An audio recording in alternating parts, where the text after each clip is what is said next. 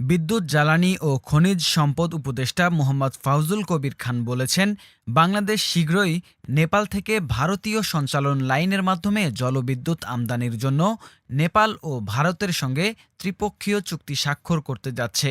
রাজধানীর একটি হোটেলে শুক্রবার সন্ধ্যায় নেপালের জাতীয় ও সংবিধান দিবস উপলক্ষে আয়োজিত এক সংবর্ধনা অনুষ্ঠানে প্রধান অতিথির ভাষণে তিনি বলেন, বিদ্যুৎ আমদানি ও রপ্তানির চুক্তিতে স্বাক্ষর করতে অন্তর্বর্তীকালীন সরকারের একটি প্রতিনিধি দল শীঘ্রই নেপাল সফর করবে।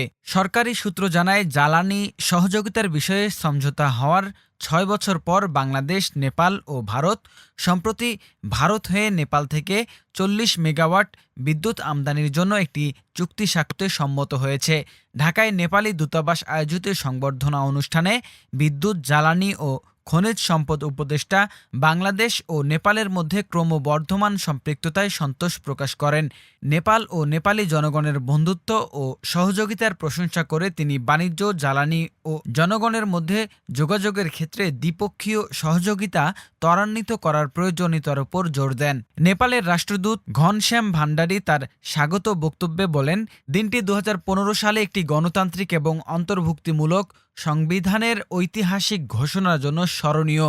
তিনি বলেন, এই দিনটি আমাদের দেশপ্রেম, গণতন্ত্র এবং বৈচিত্র্যের নেপালি চেতনার কথা মনে করিয়ে দেয় এবং নেপালি জনগণের রাজনৈতিক সমস্যা ও মতপার্থক্য তারা নিজেরাই সমাধান করার ক্ষমতার সাক্ষ্য প্রদান করেন। নেপালের রাষ্ট্রদূত বলেন, বাংলাদেশ যখন একটি ক্রান্তিকাল অতিক্রম করছে, তখন নেপাল অন্তর্বর্তীকালীন সরকার ও জনগণের পাশে দাঁড়াতে প্রতিশ্রুতিবদ্ধ এবং সব ধরনের সমর্থন ও সহযোগিতা প্রদানে সংহতি প্রকাশ করছে। ভারতীয় সঞ্চালন লাইনের মাধ্যমে নেপাল থেকে বাংলাদেশে ৪০ মেগাওয়াট বিদ্যুৎ রপ্তানির বিষয়ে একটি দ্বিপক্ষীয় চুক্তি শীঘ্রই শেষ হবে বলেও দূত উল্লেখ করেন।